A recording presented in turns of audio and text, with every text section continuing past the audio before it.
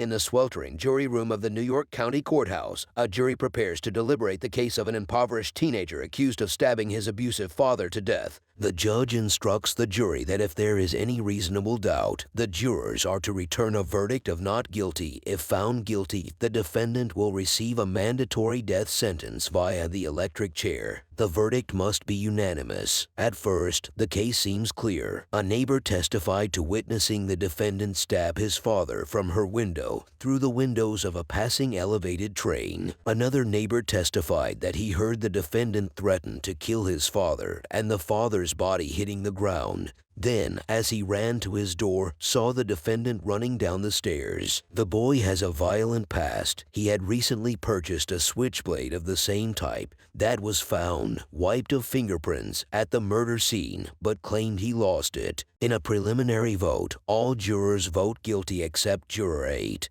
who believes that there should be some discussion before the verdict is made. He says he cannot vote guilty because reasonable doubt exists. With his first few arguments seemingly failing to convince any of the other jurors, Juror 8 suggests a secret ballot from which he will abstain. If all the other jurors still vote guilty, he will acquiesce. The ballot reveals one not guilty vote. Juror 9 reveals that he changed his vote. He respects Juror 8's motives and agrees that there should be more discussion. Juror 8 argues that the noise of the passing train would have obscured everything the second witness claimed to have overheard. Juror 5 changes his vote, followed by Juror 11. Jurors 5, 6, and 8 further question the second witness's story. After looking at a diagram of the witness's apartment and conducting an experiment, the jurors determined that it is impossible the disabled witness could have made it to the door in time. Juror 3, infuriated, argues with and tries to attack Juror 8. Jurors 2 and 6 change their votes. The jury is now evenly split. Juror 4 doubts the defendant's alibi based on the boy's inability to recall specific details. Juror 8 tests Juror 4's own memory to make a point. Jurors 2 and 5 point out the unlikelihood the boy made a stab wound angled downwards as he was shorter than his father. Juror 7 changes his vote out of impatience rather than conviction, angering Juror 11. After another vote, Jurors 12 and 1 also change sides, leaving only 3 guilty votes. Juror 10 begins a bigoted rant, causing Juror 4 to forbid him to speak for the remainder of the deliberation. When Juror 4 is pressed as to why he still maintains a guilty vote,